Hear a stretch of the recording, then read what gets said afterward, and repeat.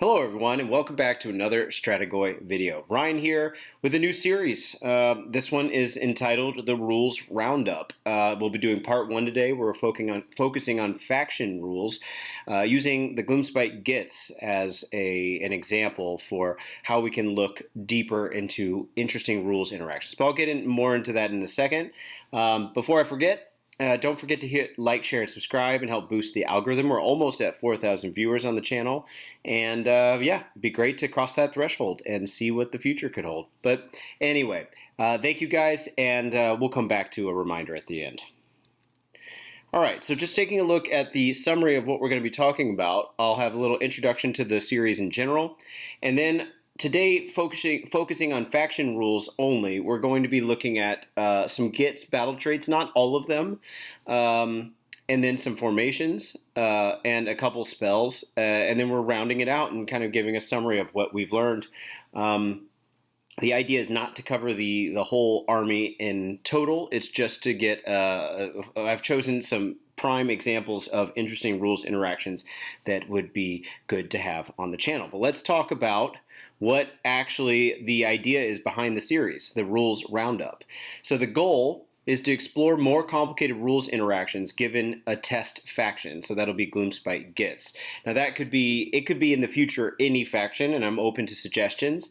What I did here is I went through basically all of the Gitz rules and then made a list of everything I thought could be interesting, and then went through that list, prioritized things with high interest, medium interest, low interest, and focused on the top high interest items, and then put all of them in this video, at least the ones that are focused on just the faction rules, not necessarily war scrolls themselves.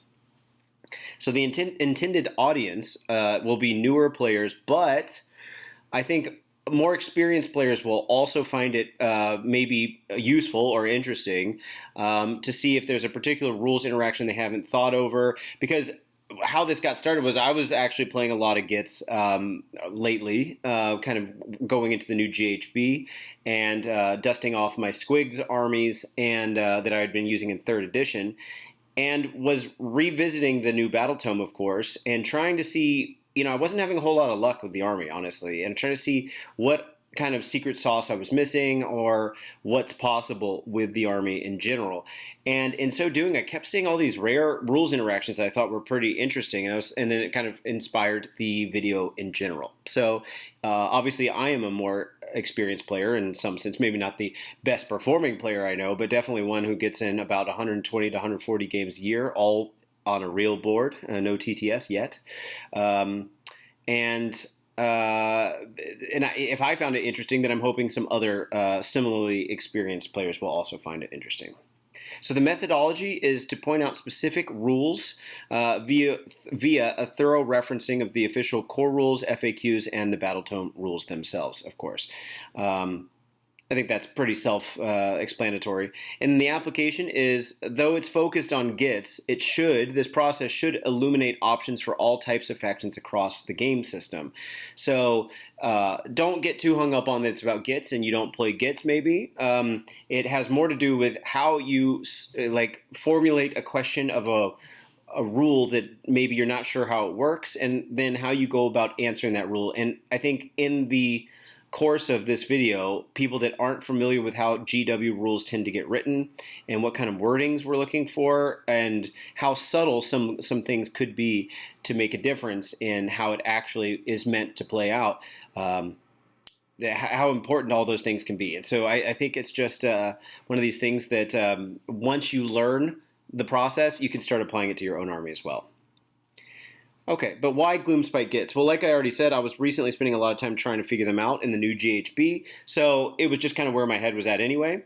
They have a large bench of war scrolls and abilities. If you're not familiar with Gitz, you kind of have like 5 different, let's call them sub-factions, since we're not calling sub-factions, that word's not being conflated with formations anymore. They have their own word. So you've got like your Moon Clan, and that's either the Squig Moon Clan or the rest units, so that's kind of 2 different groups. Then you got the Tragus, the Spiderfang, and then the new Gitmob stuff. And a lot of them don't overlap. and they have a surprising number of awkward or atypical rules interactions. Not that other armies don't, but I don't know. In looking at it, I was like, oh, okay, I got to think about what this exactly means. And so I don't know if I would have found that with every single army. I have a feeling, even though Stormcast and Cities also have large... Cities is actually kind of complicated, but Stormcast is relatively straightforward once you get a sense for it. They just have a big bench. But maybe I'm wrong. Maybe it's worth doing a Stormcast version of this too. They're one of the few armies with a 4.0 Battletome plus an expanded Rage since 3.0, as in they actually have a Battletome. Thus far we have Skaven, Stormcast, Slaves, Orc Warclan, so that's kind of 2 armies, Gitz, and Soulblight, if I'm not mistaken, and then Idneth will be on shelves soon, and then we just found out about the pre-orders for Khorne and KO. But it's, it's in the first however many, first 5 or 6, depending on how you count Orc Warclans. So instead of doing a temporary index, it seems better to do something that's going to have a little more shelf life. And like I said here, they also had the expanded Gitmob range, which has given us a whole set of new interesting rules. And it's obviously because they're new models and a whole new kind of sub-faction, if you will. They came up with a whole new kind of like thing that they do, and that's a lot of movement shenanigans. And a lot of what we'll be focusing on today are the interactions of given Gitmob movement interactions. So kind of cool. And then lastly, their Scourge Grant updates are surprisingly complicated. That said, I don't mention too much of those today. I guess a little bit, but once we get into the fanatics, it can get a little crazy, especially the Loon Smasher, so not the Spore Splatter. Okay, but let's go get into it. So we're going to start with the basic battle trait, and that's going to be Under the Light of the Bad Moon. Now, I'm not covering the separate rule that describes how the moon gets set up. I didn't feel like that was that interesting for this kind of video. But if you're aware of how the faction works, you're going to have different phases of the moon. There's 4 different phases for the 5 different kind of sub-factions I was talking about. Spiderfang and non-Squig Moon Clan end up getting affected by the same 2 phases of the moon. And so there's always a place. There are 2 moon phases where each one of those 4 different distinctions can be affected, and it's board wide. You can also spread it by having the endless spell, the Malevolent Moon, out, and then you're standing holier than 12 inches of it to benefit from it. But otherwise, I don't think there's any other way to get it. And you can, with the normal spell lore, you can push the moon phases around, or if you get lucky, choose a specific one. And Scragrok can also freeze one for a battle round. But otherwise, it just keeps moving forward clockwise. But even though Spiderfang stuff isn't very popular, I felt like we could start here. I personally don't think the Spiderfang units are all that great. There are a couple exceptions. I like the Web Spin a Shaman on foot for being a cheap wizard that can basically teleport every single turn. And has a 6+ ward, not that it really matters, but that's kind of cool. I think there's some utility in taking some Spider Riders for just like cheap, like objective grabbers or whatever. I could see maybe some use in taking one of the deep striking spiders, the non-mounted Ragnarok spider or the Skitter strand. But in general, I just don't see the Spiderfang as particularly good, and I'm kind of surprised they stuck around. But anyway, while we still have it, we've got the Spiderfang Venom rule. This is what they get when they're in their 2 phases, that'd be cackling and grinning, which says that combat attacks made by friendly Spiderfang units score critical hits on unmodified hit rolls of 5+. And then because companion weapons don't get affected unless it says that it gets affected, they've also put that clause in. Now, so how I'm going to formulate this is we're going to have a question basically after we read the rule, and then we're going to try to figure out if we can solve it. So the question is, does this mean I have auto successes on 5s now, even if my to hit result gets reduced, so raised to a 6+, so it gets worse by 1. So imagine you hit on 5s, and then you get a -1 to hit, which is all over the game right now. And then you go to 6s, but you're standing in the light of the bad moon. So now you're scoring critical hits on unmodified rolls of 5. So I said, first look at the core rules 17.0, the attack sequence. So what we're going to do in these videos is I've taken screenshots of as much of the rules as I could, either from the PDF that we have for the core rules, which isn't 100% up to date, by the way, or what's it called? Screenshots of the app. It could be that I missed something here and that one of these rules is not up to date, but I think we're pretty good on this. So, and also as another just call out here, if anyone notices that I got something wrong, I'd love to hear about it. Obviously, I'm trying to do as thorough of a sort rules legalese approach to looking at these rules. So I'm very open to being wrong, but I'm trying to avoid unnecessary comments by actually putting all the rules on the screen if possible. So anyway, if we take a look at the sub part of this rule, that's the hit roll. It says roll a dice. If the roll equals or exceeds the attacking weapon's hit characteristic, the attack scores a successful hit. Move on to the next step. If not, the attack fails and the attack sequence ends. Unmodified hit rolls of 1 always fail. Here's the critical point. If an unmodified hit roll for an attack made with a weapon is a 6, that attack is a critical hit. So your first instinct here might be, well, and actually also if you play 40k, because I think this works as written in the question, actually, in 40k, but I could be wrong. But anyway, so you're saying here, well, okay, I know that an unmodified hit roll of like the kind that gets turned into a crit is implicitly a success. But the question is, does that equation go the other way?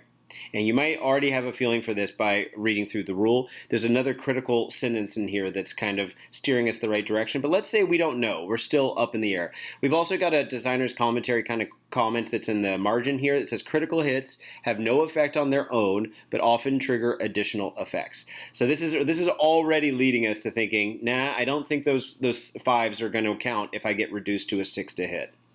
But we can take it a little bit further. It seems to suggest not, but if in doubt, consult the FAQs. If you don't know, we get regular, sometimes once per month, but at least once per 3 months, battle scroll and FAQ updates that help try to clarify these kinds of things. And it just turns out that we've got one in here. This says, question, if an ability allows a unit to score critical hits on unmodified rolls of 5+, but that unit needs a 6 to hit. Exactly what we've been saying. So as a result of subtracting 1 from hit rolls, would unmodified hit rolls of 5 hit the target? If so, would they still trigger any critical hit effects? So the answer is, although the hits would count as critical hits, so you've accomplished a critical hit, the attacks would not score a successful hit. As the attack sequence ends, if an attack fails, effects such as crit 2 hits or crit auto wound would have no effect. So let's talk about that real quick. So if we go back to the hit roll rule, the wording itself, it says if the roll equals or exceeds the attacking weapon's hit characteristic, the attack scores a successful hit. Move on to the next step. If not, the attack fails and the attack sequence ends. So this is where what we could have looked at. So if you roll a 5, but you've had a -1 to get a 6 to hit, you got a crit technically, but it doesn't count as a successful hit. You didn't actually hit, it failed, okay? And it even goes further in the FAQ answer to say crit 2 hits or crit auto wound, so things that just push it further in the attack sequence would have no effect because the attack sequence has ended. However, this is the last sentence here. Effects that are resolved immediately, such as crit mortal, would still be triggered by those critical hits. So interesting because, of course, what the spiders are doing is mortal damage. They do have crit mortals. So in this particular case, you actually would be putting the mortals through. It just wouldn't count as having hit. Which might have an interesting rules interaction somewhere else that like counts how many successful hits you got, and these wouldn't count. Now, obviously, if you rolled a 6, it would be, but 5s wouldn't. So interesting interaction, right? Okay, so let's move on to another phase of the moon. This is for the Gitmob stuff, sneaky snarlfangs. While the bad moon is sulking or cackling, you don't need to worry about what the names of those phases are. It's just the one where the Gitmob is sitting between the two of them. Friendly Gitmob units can use charge and shoot abilities even if they used a retreat ability in the same turn. Okay? Now, so the question is this only with the retreat ability or any ability that has the retreat keyword? Okay, so this is an important distinction for newer players, especially because, if I'm being honest, GW could have used totally different names for these things. and it would have been a lot clearer. But unfortunately, we have what we have. So you've got your main universal ability called Retreat. You see that it happens in your movement phase. You pick a friendly unit that is in combat to use this ability. Inflict, and the effect is inflict D3 mortal damage on that unit, and then that unit can move a distance up to its move characteristic that it is at that exact moment. Sometimes you have modifiers to that, and those would count. That unit can move through the combat ranges of enemy units, but cannot end the move within an enemy unit's combat range, meaning it has to manage to be outside of combat. And then the keywords are really important here. It's got the core keyword, which we'll be talking about more later, move, so it is qualified as a move, and retreat. So the ability called retreat is also a retreat ability. And this is there's a distinction here. Using the retreat ability is this ability. Using a retreat ability is any ability that has a keyword with the retreat keyword in there. So let's see the other one. Now, one of the battle formations available to Gitz is the Gitmob one, at least the book Gitmob one. They also got one in Scourge of Ghyran. It's a your movement phase, and I'm sorry that the formatting is different. It's just they don't have a PDF version of the Battletome for me to copy with the, I would say, prettier output. So this is the just a screenshot of the app.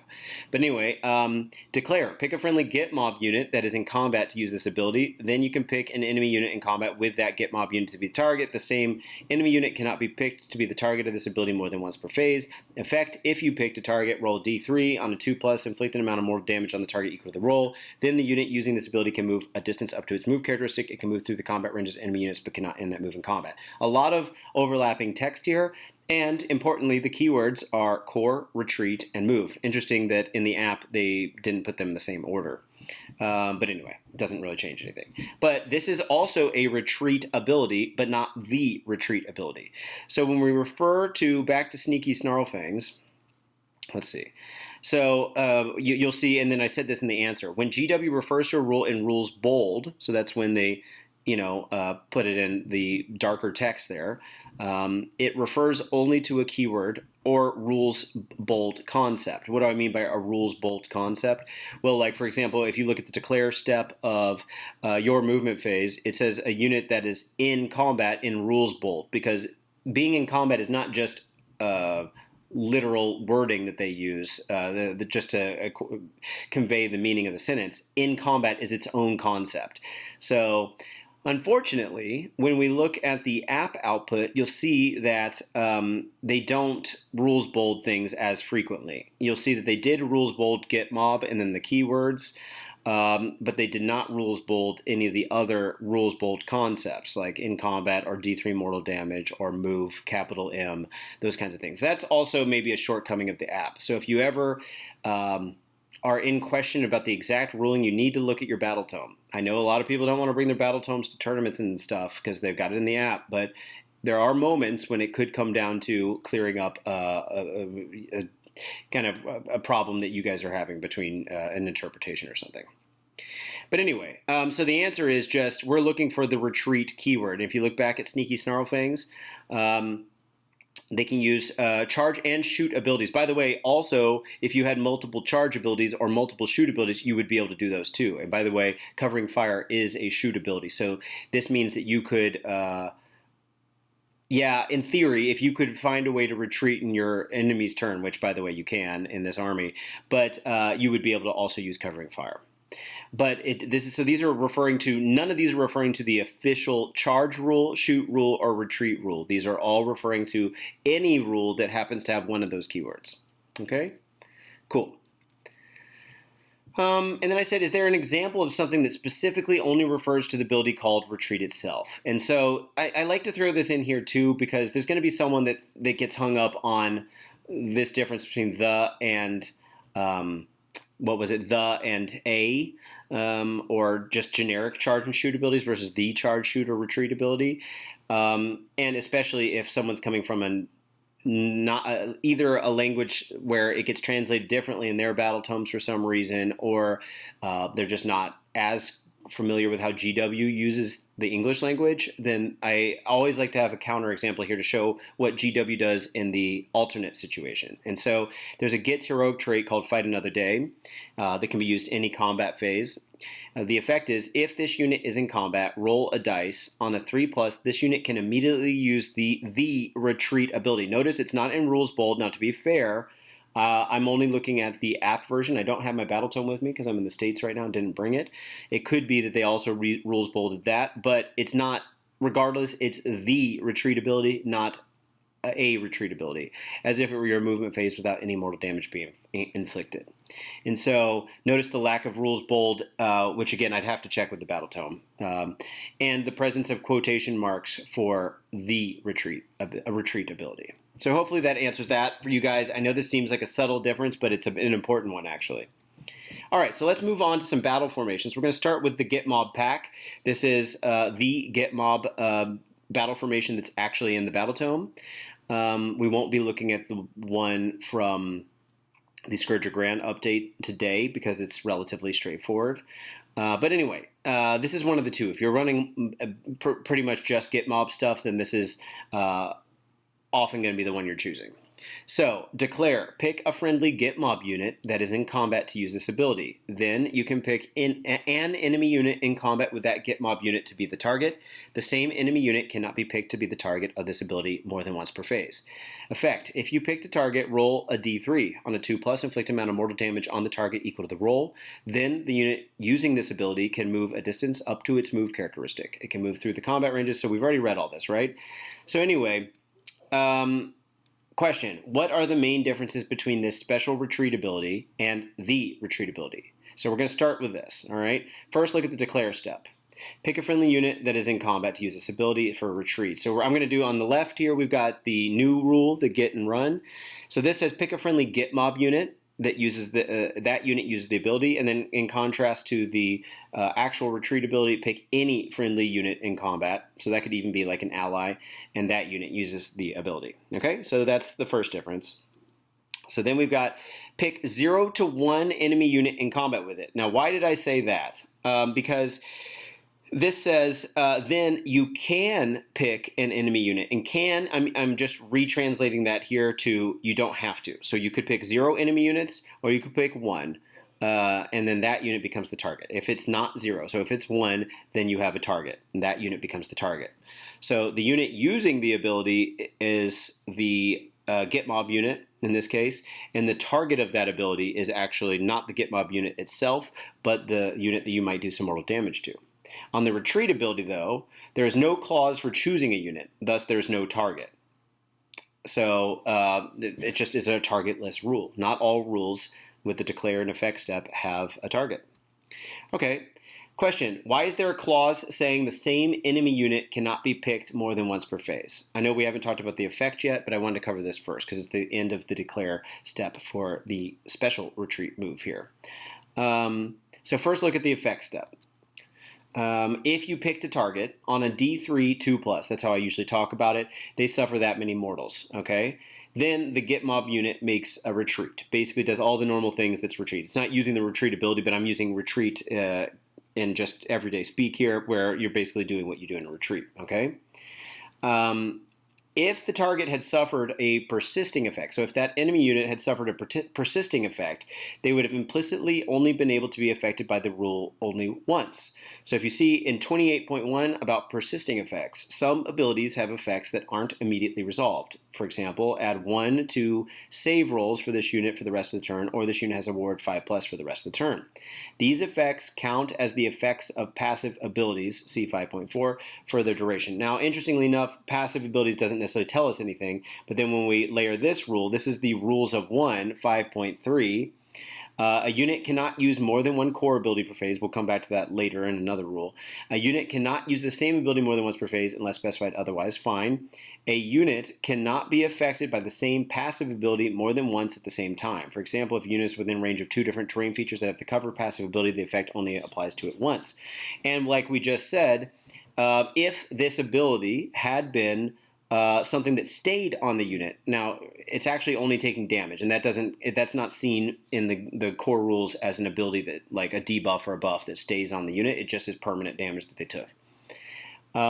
If it had been like that, then they implicitly wouldn't have to write this sentence: the same enemy unit cannot be picked as the target of this ability more than once per phase, because there's no use in doing it on the unit again if it was just a -1 to hit or something, -1 to save. But that's not the case here. So I said, but GW wanted to limit the mortals to 1 time per unit, so that you couldn't just surround a unit with a whole bunch of small Gitmob units, then have them all do this retreat, and then maybe kill it off with mortal damage. They just didn't want to have that. So they added the extra restriction, which functionally makes it the same. The small difference between the two things I just said, though, is that technically, in the stricter ruling that they have here, it says they can't even be picked to be the target. Whereas in the persisting effects ruling, they could still be picked, it's just the effect wouldn't have doubled up. They would only count for 1 instance of the effect. So that's a subtle difference between these two things. Okay, but let's move on to the effect. So back to the comparison, what's different in the effect step between these two rules? All right. Well, on a D3 2+ for the Git and Run ability, the target takes that many mortal damage, but only if you pick the target. Sure. And for the retreat ability, your retreating unit takes D3 mortals, and every single time it's not optional. I actually played that wrong in a game recently, and my buddy from the Dutch community, Daryl, he corrected me. I was thinking it was on a 2+ D3. It's just a flat D3, so good to know. For even myself, I mess these things up sometimes. And then with the Git and Run ability, then that Gitmob unit that's using the ability makes a retreat. Again, I'm putting that in kind of quotes here. And just has to end out of combat. And then the regular retreat ability is exactly the same as what I just said. It's just with whatever unit you chose. Okay? So the difference here is just in who takes damage and how that damage goes out. The Gitmob version of it doesn't automatically go off and can only be applied to that target once, and then for you, the retreat ability happens every single time, and so you could take 1 mortal instead of 2 or 3. Okay? And so then I put in summary, not all keyword retreat abilities cause mortals for retreating. It just built into retreat itself. Sometimes we think with these kinds of abilities that it says somewhere in the core rules, oh, the source of taking the damage is by using a retreat ability. No, it's not. The damage comes specifically from the ability called retreat. So it doesn't necessarily mean that every time you do something that's qualified as retreat, you're going to take damage. In fact, they give damage out in this battle formation. Okay, and if you were wondering, every single Gitz unit Gitmob unit, I should say, can use that movement trick in your movement phase. It's not just once, because if you think about the rule of 1, what we just saw recently, that's only impacting. It says a unit cannot use the same ability multiple times, but this is an ability that everyone has access to. It's basically adding a new universal movement ability that the Gitz can use. The Gitmob units only can use. Okay. All right. So now we've got one of the season, a Scourge of Ghyran battle formations. That's the Gittish Tide. So this is only for this year, but good to take a look at. It's a once per turn army, end of any turn ability. So you're picking 1 target here. Let's look at what that is anyway. Declare, pick a friendly non-squig Moon Clan unit that is contesting an objective to be the target. So you can do this every single turn, even in your opponent's turn, and you can keep switching who gets to use this ability, moving it around. But it has to be, you're only getting to do it once, and it's happening at the end of any turn before you're counting up the victory points for that turn and who's contesting objectives. And of course, it's a non-squig Moon Clan, so it's that half of the Moon Clan side, not the squigs. And the effect is add 1 to the control score of the target unit, so the one you chose, for each model in that unit that is not contesting any objective. So this is an interesting rule because we haven't really seen this before, although this is how it used to work, if I'm not mistaken, for Stabas in the 3rd edition book. Kind of. But this is actually even better. But of course, it's only for 1 unit. Question, what's going on here? So this is a very open-ended question, but basically as long as 1 model in a unit is contesting the objective, so standing on the circle, the objective is of course technically a 40mm base kind of thing that's in the middle that you can stand on, and then it radiates the control area around that is 3 inches. So a lot of times when you're using objective markers, you're just looking at the whole thing. So you've got a guy standing on the objective marker. So as long as one model in a unit is contesting the objective, all of them are, even if they aren't in range. Now, there's a caveat here, but we'll talk about that in a second. So that's basically how it works, okay? But where does this actually make a difference? Heroes don't benefit since they're either wholly on or off an objective and don't have multiple models. What do I mean? I don't mean the base is wholly on the objective. I mean the hero unit itself, because it only has one model, is implicitly, there are no models. If it's standing on the objective, then the hero as a whole is standing on that objective. There's nothing, no part of the hero that wouldn't be counting towards the control score. It's just you either get the full control score or not. So what do we have left over that qualifies as a non-squig moon clan? Well, you've got the ones that are units of 2+ models, so not heroes, are Shudas and Stabas. So those come in either 20s or 40s, depending on if you reinforce them or not. You've got 4 times Fanatics. We have 2 in the book. That'd be Sporesplata and Loon Smasha. But then we have their Scourge Grand version, so I've said 4 times here. Those come in unit size of 5 or reinforced to 10. Sneaky Snufflers are 6 to 12. And then Gobblepalooza, which can't be reinforced, is 5. Okay? Notable exception, Gobblepalooza. Each have a control characteristic of 2, so they're kind of like a unit of heroes, basically. So though it's nice having +1 per model, which is how this rule works, for each model that isn't actually standing on the objective, it's better having them all controlling to get 2 times 5 instead of, say you had one guy from Gobblepalooza standing on the objective, and you chose to use this rule for that unit, you'd get the 2 control score for the guy standing on the objective, and then all 4 of the ones that are still in the unit that aren't on the objective would each only contribute 1 to the control score, not their actual control characteristic worth. Excuse me. So basically, you'd be looking at 2 + 4, so that puts you up to 6. But you could have had 10 if you had all guys on there. But if the Gobblepalooza unit's the only one you've got left, and this makes a difference for whether you control that objective or not, then of course you would still choose it. But that's a good difference, a distinguishing factor there to talk about, because all the other units I mentioned have a control characteristic of 1, so it doesn't change anything. Okay. Then I said, question, what's up with the clause about only counting for models not contesting any objectives? So we're going to start by consulting the core rule 32.1, contesting objectives. Okay, so unless specified otherwise, or otherwise specified, if an objective is within a model's combat range, so 3 inches of that 40mm base in the middle, that model is contesting that objective. Bold, the rules bold, contesting. If any models in a unit are contesting an objective, that unit is contesting that objective. So we're distinguishing here between models and unit, but as soon as any number of models are contesting it, the unit also counts. Each unit can only count as contesting a single objective for the purposes of determining objective control. Before determining objective control, for each of their units contesting 2 or more objectives, the active player must pick one of those objectives for it to contest. Then their opponent does the same. Designers note, for purposes other than determining objective control, a unit can contest more than one objective. So let's figure this out. So the follow-up question is, so what if the unit has models on 2 objectives? Does a model standing on the objective you don't choose during this end of turn phase kind of order that you do to determine which of the 2 you're controlling, does a model standing on the objective you don't choose get to count or not for the first objective, right? So the one you do choose. So you've got objective A, you got one model, let's say, standing on objective A, and another model in a strung out, like let's say 40 block of Shudas is standing on objective B, okay? And then you pick objective A. Does that one model also contribute to the control score? So the answer I've got here is, as per the first paragraph of contesting objectives, the model itself as a model is contesting an objective. So it wouldn't count toward the total on the chosen one, because the model itself is contesting that objective. Even though it says that you can only, for the purposes of determining objective control, can only pick one, it specifies in that it's a unit can only count as contesting a single objective. And the designer's note muddies the water a bit here with regards to a unit. So there might be an FAQ needed here, because the question would be if it was about the unit, that no other models in the unit are contesting objectives or whatever, that the unit itself is not contesting to.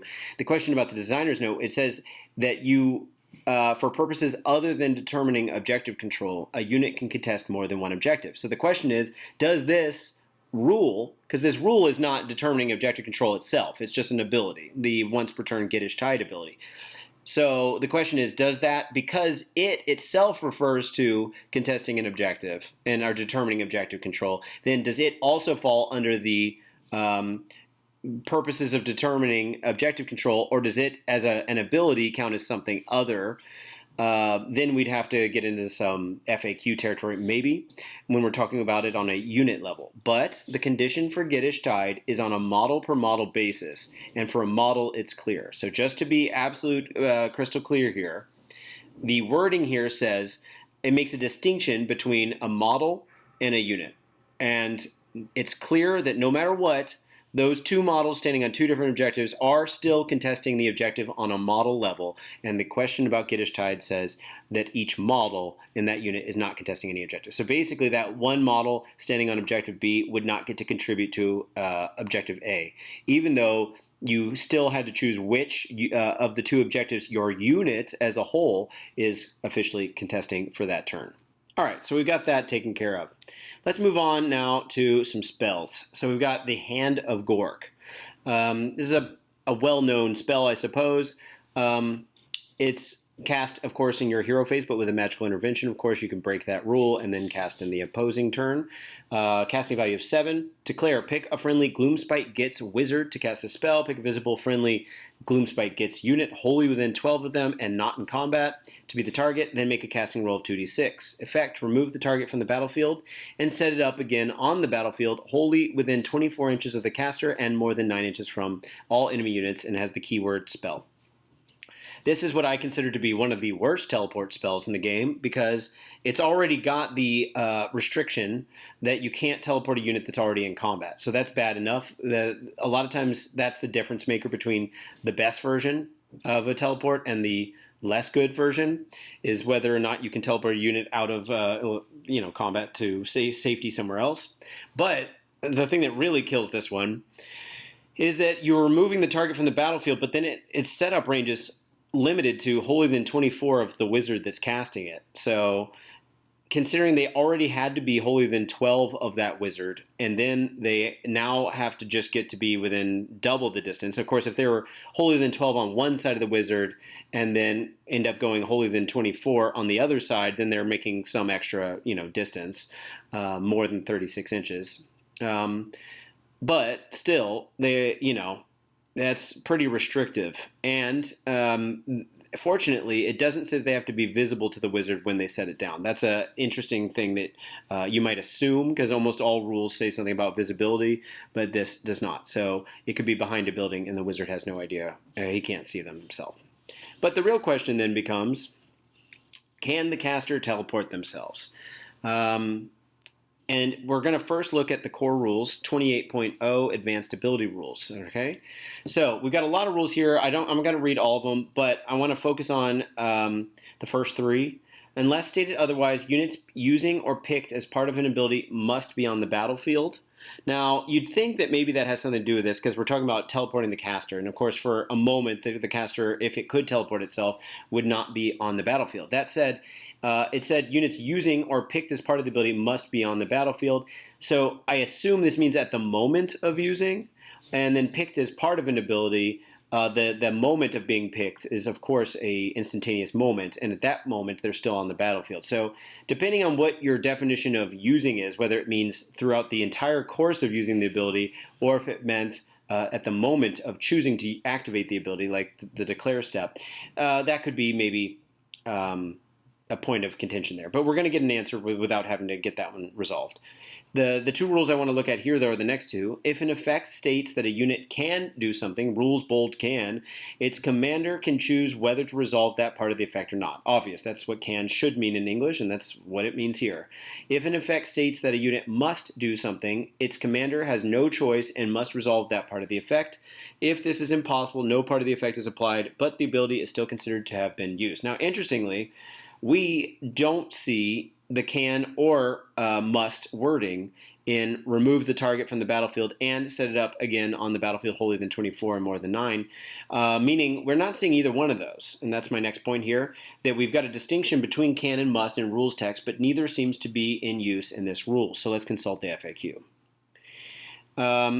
And I said here, sometimes the FAQ directly references the rule in question, which means you're in luck. If you go to the FAQ to solve your problem and it specifically references your rule, then there's going to be not a whole lot of misinterpretation possible.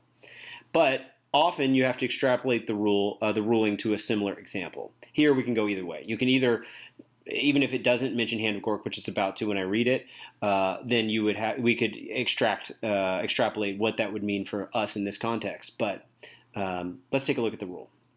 If a part of an ability's effect does not state that you can or must, so this is that situation where it doesn't say either one, is it mandatory to resolve that part of the effect? Yes. Any part of an effect that is not optional is mandatory. So in a certain kind of way, I think you could see the must wording as being GW's way of saying, we want to make sure you guys know you absolutely have to do this. But in a certain sense, because it says if it doesn't explicitly say must and it doesn't say can, then it's also a must. Then you're thinking, well, why don't you just write must all the time? Now, there is a situation, too, where like a rule like the bad moon itself, you have to use it. You can't choose not to have the moon cycle. And so that's in the declare step, or just the using the ability in general. And so in this particular sense, that wouldn't be covered by what I just said, that, well, why not just remove must entirely from the game and just assume everything's a must? And then are actively just putting must next to everything. So in any case, so yes, anyway, if it doesn't say must, then it basically is a must. If you cannot resolve one part of an effect, none of it applies. For instance, if a player picked the wizard casting the Hand of Gork to also be the target of the spell, the effect could not be fully resolved. It would be impossible for the target to be removed from the battlefield and then consequently set up again wholly within 24 inches of the caster. And so the spell would have no effect. So if we look back at the rules that we just took a look at here, the advanced ability under must, it kind of said something similar. It said, if it's impossible, no part of the effect is applied, but the ability is still considered to have been used. And we don't technically have that wording here that says the ability is still considered to have been used, but they make a very small distinction, but it's an important one here, between when using an ability you have a declare, which happens first, then you do all the stuff there, then it gives people the option to react to it if they have something that could react to it, and then you have the effect, okay? And they're using effect here. When it says a spell would have no effect, technically they're not putting that in rules bold, but what it means is that effect does not go off. Like the rules bold effect does not happen. And so then the question becomes, well, do I get to not have cast this spell? If I tried to do this at a tournament and I picked my wizard, and then, yeah, technically someone could say, nope, you used your spell, you don't get to do anything, and that's it. Too bad. That's possible. It's not saying here that the whole thing gets rewound to before you chose to use the spell. You have committed to using the spell and using that one power level of the wizard to invest in this spell. But another question you might be asking, and I put in the kind of a gold text here as the last point. In short, no, you can't teleport the caster, and in fact, you can't even accidentally get the caster stuck mid-teleport. This is something I actually learned by making this video.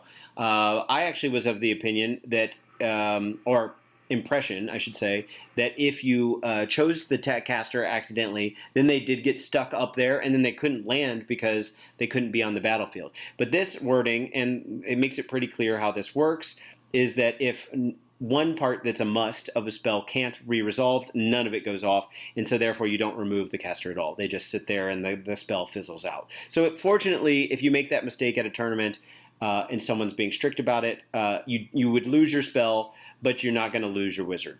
Okay, so that's an interesting one. And I still think this spell is the worst teleport spell that I know of in the game. But anyway, all right. So here's one. And this is one we're going to spend, this is our last example if I'm not mistaken, and we're going to spend quite some time looking at all kinds of interesting interactions here. But this is the new Scourge of Ghyran spell, Fright. And remember, you have to choose one or the other spell lore, so you're never going to have Hand of Gork in this one. Not that it really matters. This is an unlimited spell, by the way, which, for those that don't know, does not mean a single wizard can cast it unlimitedly. It means that an unlimited number of wizards can attempt to cast it once in your phase up to their power levels, right? So that's also something that causes some confusion for newer players. But anyway, Fright has a casting value of 6. Declare, pick a friendly Gloomspite Gitz wizard to cast a spell. Pick up to 3 friendly visible Gloomspite Gitz units, wholly within 12 of them to be the targets, and then make a casting roll of 2d6. By the way, up to is another way GW kind of implicitly says can. You can pick up to 3 because obviously up to also includes 0, which functionally makes it a can. So you're picking up to 3 friendly, any type of Gloomspite Gitz unit you like, wholly within 12. Then you try to cast. If it goes off, you get the effect. Each target can immediately, so as in the hero phase that you cast this, use a retreat ability as if it was your movement phase. No mortal damage is inflicted by those retreat abilities. So interesting is that if you do this as a magical intervention, which also says you can use a spell ability as though it were your hero phase, which changes the part on the top there, the your hero phase stipulation, to functionally, it doesn't actually change that. It kind of pretends as though the enemy hero phase that you're currently in is actually your hero phase. And in a similar way, if you were to cast this, and then to give someone the ability to use a retreat ability, then even though those retreat abilities say your movement phase, it would also be temporarily suspended to be seen as though, even though it's not only the enemy's hero phase, but it's the hero phase, not even the movement phase. So two things would be kind of temporarily suspended. Anyway, the effect is each target can immediately make a retreat ability, right? And they don't take mortal damage if they, by those. And it says no mortal damage is inflicted by those retreat abilities. Interesting clause there. So let's take a look at some implications. So question, what's going on here? Because we're going to talk it all the way through. Basically, 3 times Gitz units per unlimited spell usage, as I already mentioned, can use a keyword retreat ability in the hero phase, and no mortals are inflicted. As previously covered, this could either be the standard retreat, usable by any Gitz unit, and normally inflicts mortals on that unit, but not if you use the spell. So I've put the retreat ability on the screen again, and as you see in the effect, it does D3 to that unit. So 3 units would all be getting to use possibly the retreat ability. And by the way, you can mix and match whatever abilities you use here. Just because you get to pick 3, they don't have to use the same retreat ability. They each target, as in effect, that's important, can immediately use a retreat ability. So they each can choose it. Unless that wasn't the rules as intended, but I'm pretty sure that's how that works. And then, or the other option is if it happens to be a Gitmob unit and you are in the Gitmob pack formation, then you've got access to Git and Run. Usable by only Gitmob units and normally inflicts mortals only on the chosen enemy target, but not if you use the spell. Might need an FAQ. What do I mean by that? Well, the last line of Fright, the effect, says no mortal damage is inflicted by those retreat abilities. Normally, we think of retreating, of course, as the standard retreat, and you're sitting there thinking, well, retreat abilities cause mortal damage on my guys. That's great. Thanks for turning off the mortal damage that was bad for me. I'm using a spell, and my spell is benefiting me in not only allowing me to retreat, but also not take damage. Great. And so you're thinking, well, casting the spell is always a good thing. But if I'm not mistaken, rules as written, this rule also turns off the mortal damage that's inflicted by that retreat ability, but that goes on your opponent instead. So if you look at Git and Run here, if you pick the target, roll a d3 on a 2+, inflict an amount of mortal damage on the target equal to the roll. So rules is written. I think this turns off the positive, the mortal damage you wanted to do as you got your guys out of there, which is interesting because then at that point there's no point in using this spell because it has the exact same effect other than if you take that mortal damage out, other than the fact that you got to target an enemy unit with ability. So if for some reason that made a difference in some way, but otherwise everything else is the same. So if it does in fact turn off those mortals, then you might as well just choose the regular retreat move. But we might need an FAQ on that because it kind of feels like, you know, instinctively we're thinking, well, it should only turn off mortal damage that your unit takes, not any other benefit. So I'm not sure which way GW meant it, but that's the kind of place where I'd like to see a designer's commentary that says, yes, if you use Git and Run, it does turn off those mortals as well because it's a little counterintuitive. Okay, but anyway, question. What are the implications for any unit using this ability, not necessarily a Gitmob unit?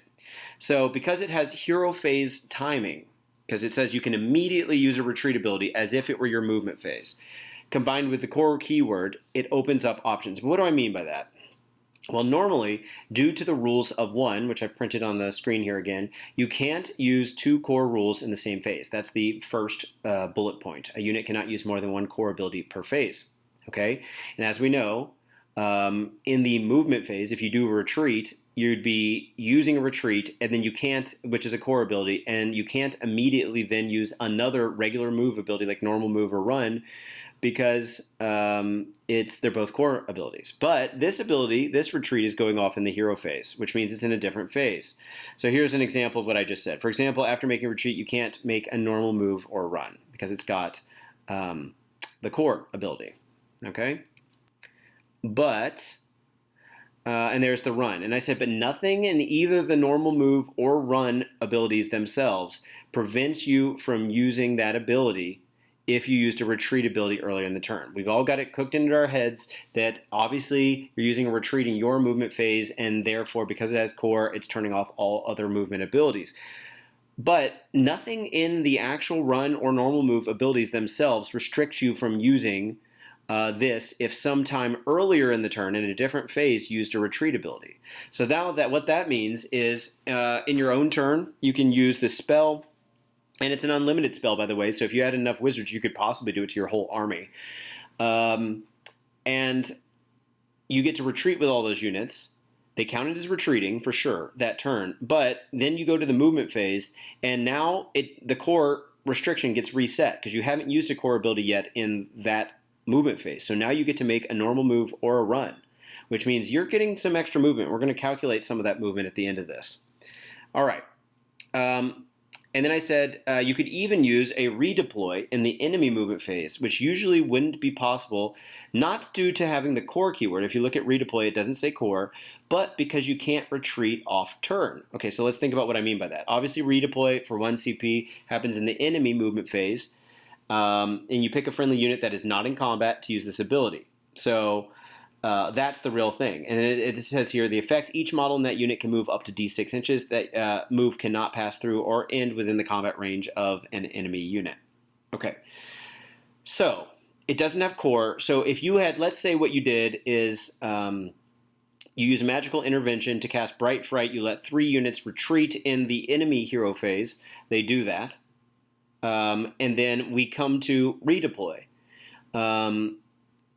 Obviously, we could have thought about this core thing, but like I said, the core problem doesn't present itself.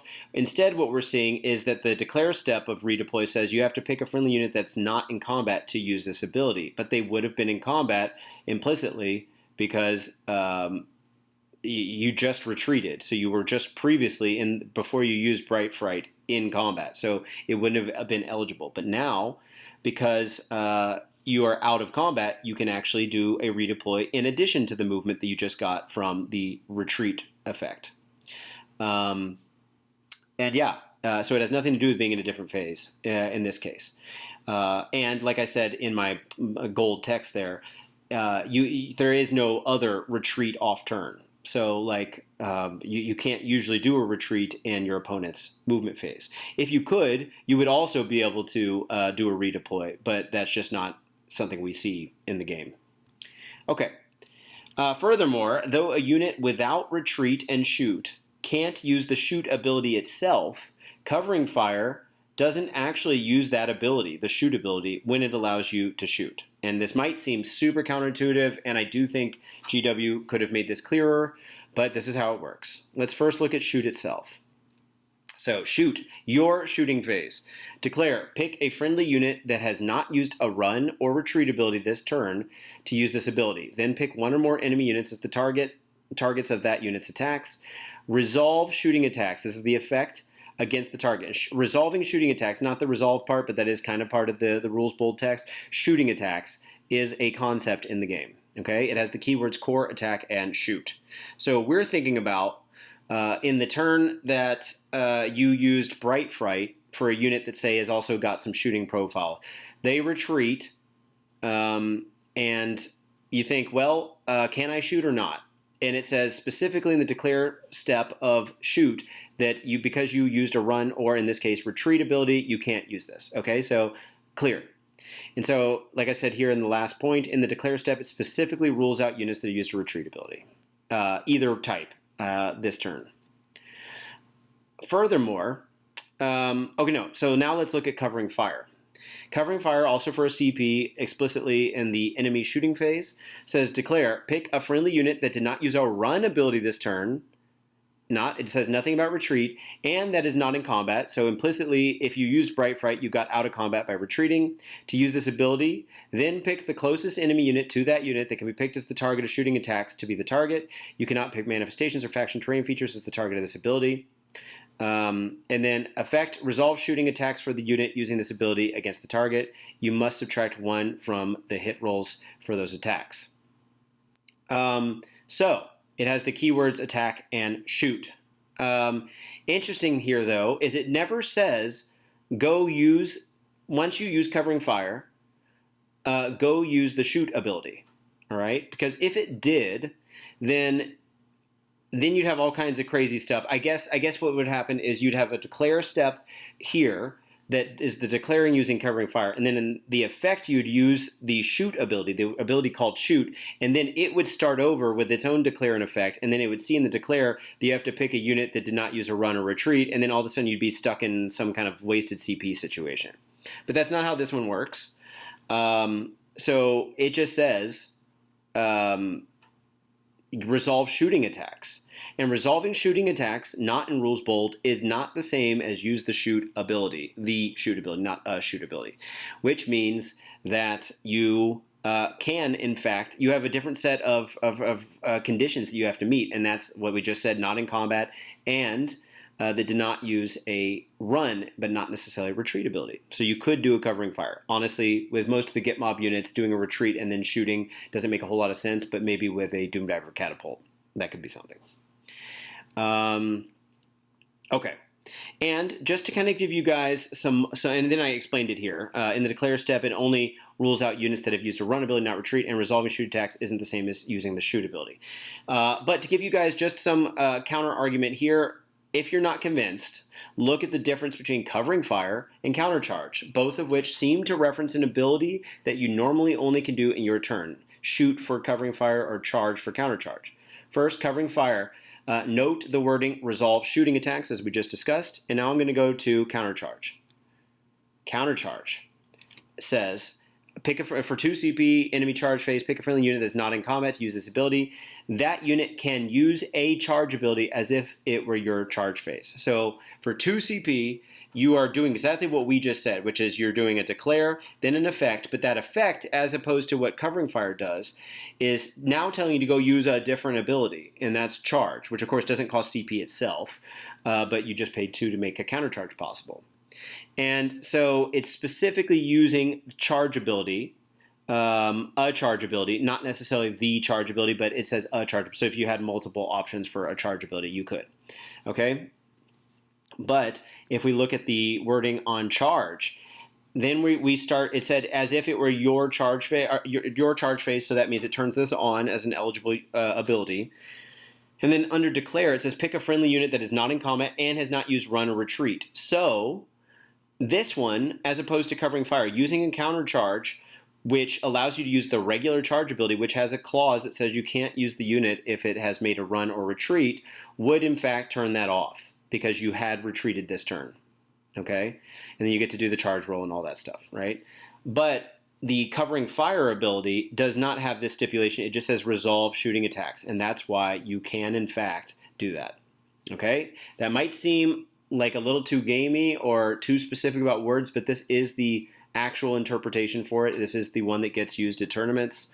And it's a little counterintuitive, so again, I think it would be handy if GW would add some designer's commentary to those things just to make it clear for everyone. Okay, next question. But what are the implications for a Gitmob unit using this? Now, as we just discussed, if this ability, Bright Fright, does in fact turn off the mortal damage for the Gitmob version of the retreat, that's not going to necessarily make a huge difference, right? And I said, while they do have access to their own retreat ability via their Battletome formation, it doesn't really change anything regarding the options we just saw. As in, can you do a covering fire? Yes. Can you do a normal move or run in the enemy or in the movement phase, your own movement phase? Yes. Can you do a redeploy in the enemy one? Yes. Those kinds of things that we just covered. Can you do a countercharge? No. But so this get and run ability doesn't change anything about what we just said. In fact, it might, like we discussed, might not actually even be functionally different. But what if they're standing in the moonlight for Gitmob units? And remember, that rule was while the bad moon is in the right two phases, friendly Gitmob units can use charge, any kind of charge, or shoot abilities. And remember, covering fire is a shoot ability, not that they needed this to be able to do this, even if they used a retreat ability in the same turn.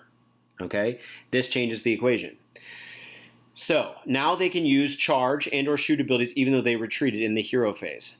So they have access to all the options we just discussed plus a few more. So let's see what those would be. For one, they now qualify for a regular shoot during your turn, because it normally says pick a friendly unit that has not used a run or retreat ability this turn to use this ability. But like we just saw, the sneaky snarlfangs rule does overwrite this rule. It lets them do it even though. So it then goes to the shooting rule and says ignore that they retreated, basically, or take that rule out, that little wording out of the declare step functionally, and then they can resolve shooting attacks. Cool. Not again that the shooting's all that great, but it's something. And then charge. Now, like we said, charging is normally restricted, but because they can run in charge, or retreat in charge, I should say, now all of a sudden they've got access to charging. So cool. And they can also countercharge in the enemy turn for the same reason. So they could do shoot in your own turn. That's new. You could do charge in your own turn. That's new. If they're standing under the light of the bad moon, of course. And then they can also countercharge in the enemy turn. That's also something they gained by being Gitmob and having the right moon arrangement. And by the way, if that Gitmob formation doesn't actually do anything, add anything with Bright Fright because it turns off the mortal damage, then you might actually consider using a different formation, possibly the Scourge of Ghyran one now that gives the wolves on the charge their companion attacks +1 rend. I did the math on it. I still not convinced that's enough, but it's something. Okay, and then one last point is just don't forget all of these extra options are only when they're in the right moonlight. So that's the only time those get opened up. Okay. We have another question about Bright Fright. So how impactful can these movement shenanigans end up being? Let's look at a popular hammer unit that isn't Gitmob, Boingrot Bounders. So they have a movement characteristic of D6 plus 6 inches. So on average, that's going to be 3.5 for the D6. That's average for a D6. Plus 6, that's 9.5 inches. And then although they wouldn't have retreat and charge on your turn, they could get a hero phase retreat in plus a run. So that's going to be 2 instances of them using their movement characteristic. That's 9.5 plus 9.5 plus a 3.5 for the run addition to that move, which gives you on average 22.5 inches for that Bounders unit, which is almost as far as the Hand of Gork, at least in terms of 24 from the wizard. Obviously, again, like I said earlier, if you teleported them from one side of the wizard to the other side, then you're getting more inches. But regardless, this can be used on 3 units per caster, which is, you know, way better than Hand of Gork, which can only impact 1 unit, and it's not an unlimited spell like Bright Fright. Now, if you're under the moonlight for the squigs, which allows you to swap the random part of the characteristic for a 4, then you're getting up just a little bit more extra movement. So it's going to 10, 10, and then plus 3.5, so getting you to 23.5. And then if you used an auto run, the Forward to Victory, or at the double, I forget which one it is, but anyway, I think it's at the double. The 6-inch auto run, then you are getting up to 26 for that 1 unit that gets to use that. So pretty nice. Okay, furthermore, there's also another new spell in the Scourge Grand Lore that boosts movement. So if you're using Bright Fright, you're going to have access to this, and that's called Git Speed. For a casting value of 6, you pick a Gloomspite Gitz Wizard to cast it, and then if it's successful, until the start of your next turn, add 2 inches to the move characteristic of friendly non-Troggoth Gloomspite Gitz units while they are wholly within 12. So the Trogs, unfortunately, get to stay slow, but everything else is functionally getting +2 move to their characteristic. It's not saying when you move, you can add +2 or whatever in the movement phase. It's just always this aura of +2-inch move. So that's going to boost it up even more, which could bump the calculation up by another 4, 2-inch per movement ability. I say could here because they'd have to still be within the buff aura, the wholly within 12-inch bubble, every time they use it. But if they can manage that, like let's say you cast it with a guy on a big base or a Gobblepalooza that's spread out, then you could they could be standing on one side when they do the retreat, and then they end up going to the other side, and they're still wholly within the 12. So then they'd be getting plus 4 inches, putting them to a grand total of 27.5 to 30 inches per Bounders unit, depending on whether you use auto run or not. That's a lot of movement. Again, not technically as much as you could get out of one-handed Gork, but it's still on 3 units. Of course, this unit, any unit that's not Gitmob, that's not standing in the light of the Bad Moon, would not get to be able to charge or shoot, importantly charge, so you could see it as being wasted on the unit for a turn. But at the same time, it's still a lot of movement, and it could help you get to a totally different part of the board to go take some objectives or get some of your battle tactics. It could get you so far away from your enemy unit, the enemy units, that they're never going to be able to get back to your units. You can use this retreat to allow you to also do a rally, by the way. And interestingly enough, if you do it in your opponent's turn, in your opponent's turn specifically, by the normal order in which these abilities have to happen, your opponent has to do all of their hero phase abilities first. And Rally is a hero phase ability. Their unit would be stuck in combat. Then you retreat in your part of the enemy hero phase, and they have lost their chance to rally. So you can also kind of turn off the chance for them to rally that unit up, which sometimes with definitely using retreat in your own turn would give them the opportunity to do. Anyway, okay. And how about a Gitmob unit? Let's look at their fastest option when combined with a Snarl Boss on War Wheela. That'll be the Sunsteala Wheelas. I misspelled Sunsteala here, but you know what I mean. They have a movement characteristic of 12, but the hero, so the Snarl Boss on War Wheela, who's also on a chariot, has a once per battle plus 6-inch move that he gives board wide to all Sunsteala Wheelas and himself, making it 18 inches, okay?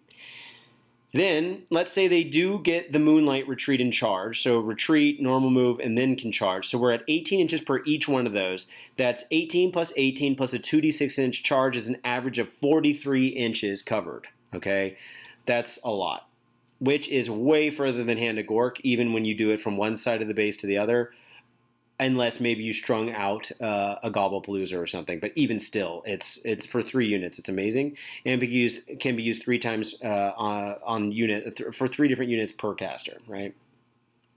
And if you also had Kragnos' 3d6 charge, then we're bumping it up to 46.5 because you're getting an extra d6 worth of charge, and that's another 3.5 inches. And then if we throw in the Git Speed spell that we just discussed, but let's say it's on a Frazzle Git Shaman, that's the guy on the chariot that is has a shooting ability and also has Gitmob units that are wholly within 6 of him, can't be targeted for shooting attacks other than him. He can still be targeted. But he's also a level 1 caster, so he could cast the spell, and he's got a big-ass base, so he's got a 12-inch bubble. And he's fast himself, which means he can keep up with all these guys. So it's a pretty good target for this. If you have him be the caster that does it, then it's bumping the calculation up by another 4 inches, like I said before, 2 inches per retreat and normal move, meaning a grand total per chariot unit, and that unit comes in MSU of 2, but could be bumped up to 4 actually, which is pretty unique for a chariot unit, is getting 47 to 50.5 inches if you use Kragnos' 3d6 charge per Sunstila Wheela's unit. I spelled it wrong there as well. Incredible. It's a lot. Now the problem is, and this is for anyone that knows this army and knows the new Gitmob units, the problem you're going to be thinking about here is, yeah, but are they any good? Like, sure, I can make them really fast, but are they doing anything with this spell? Yes and no. Generally speaking, I would say no. They're not pulling their weight. I think the Bounders are going to do more, but of course, by using this ability without a retreat and charge, they're not able to use their combat prowess in the following combat phase. However, the Gitmob units, if they could tweak them a little bit, boost their output a little bit, making them cheaper is probably not the right solution, but right now you're basically getting 1 chariot for 65 points. 2 is the standard MSU, so that's 130. You can bump it up to 4, and once per turn with their move ability, if they fly over infantry, they do I want to say, is it D3 or D6? Plus however many models are in the unit. I think it's D3. Yeah, because it's the hero that does D6, just a flat D6. So, that's a certain number of mortal wounds. You're getting D3 plus 4 if you have the full unit, which on average is 6 mortal damage. That's not bad. Plus, then they could charge in and go do some stuff.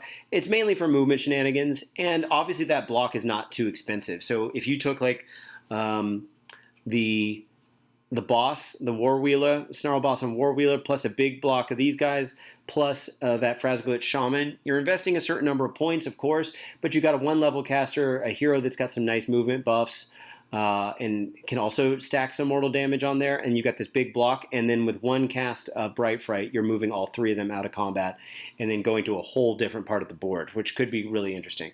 That said, they don't fly, this unit, but their own movement ability on the War Scroll for the Sunsteel Wheelers, they do have the ability to go through units, and I think that's any unit, not just infantry. I could be wrong, have to look that up, but in any case, they could get out of a jam if they're stuck. Well, obviously, that's a pro on the side of the Bounders, that they do have flying, so they can retreat over a unit and use all these movement shenanigans to kind of get them to a totally different part of the board.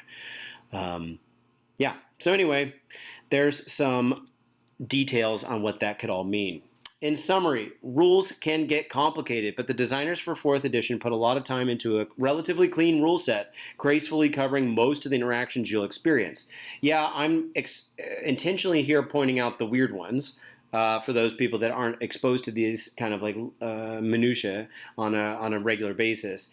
But once you learn how they work, it's not all that bad. And I think I even just said here. That doesn't mean you won't have to wrap your head around some subtle, often unwritten interactions sometimes, but it gets easier as you go. Yeah. Personally, I'd like to see designers' commentary more often by rules. What I mean is next to rules at the time of printing to help clear up more common misinterpretations. But that's a point I kept making throughout the video. And then last point here, but the regular FAQs do go a long way to reducing this problem of misinterpretations or misunderstandings of what they meant to do.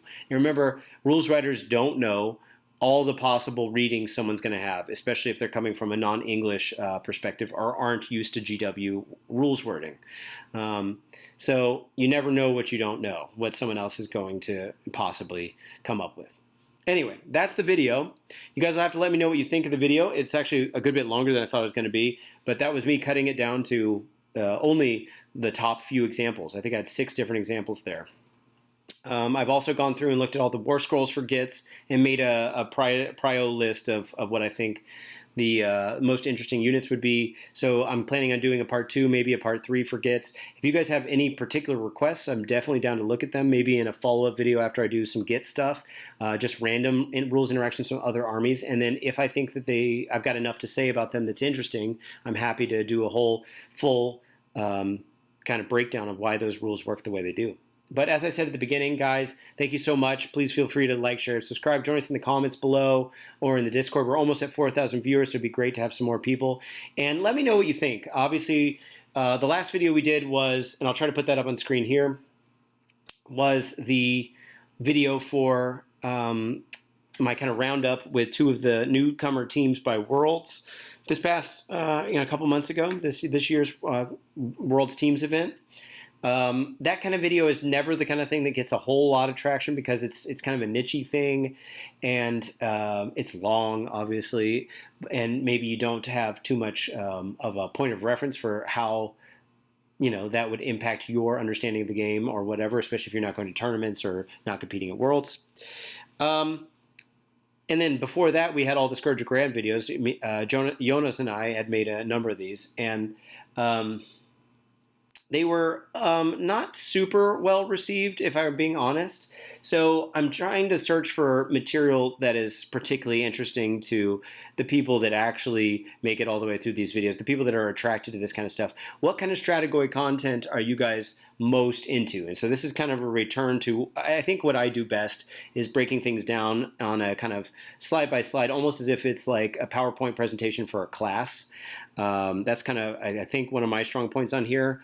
And granted, the Scourge Grant updates were more like in-depth news reporting, if you will, and there were other people covering that material. But I tend to think that we do better at evergreen content that you can keep coming back to, like Battletome reviews, where we go in depth. My army breakdowns, where I do like all the output. The State of Shooting series was decently popular. The Math Hammer stuff, when I get around to doing them, I've got a video that's been in the works for a long time. I've got an update to the knapsacks spam stuff that I'd really like to cover sometime soon. And obviously, we still haven't covered anything about the GHB, really, because Jonas and I have been pretty slow at getting started with the new rules. But I've got the GHB in hand now, and even though I'm in the States right now, when I get back, I'm going to be trying to hit the ground running and get into playing lots of games. And so then I'll have a more grounded opinion on stuff. But let me know how this video kind of, is my intuition here right, that this kind of content is more the kind of thing you guys are excited about and you think you'd like to see more of on the channel. Just let me know. I'm open to suggestions. But thank you for your support, the positivity, and much love back to you guys. And until next time, Ryan out.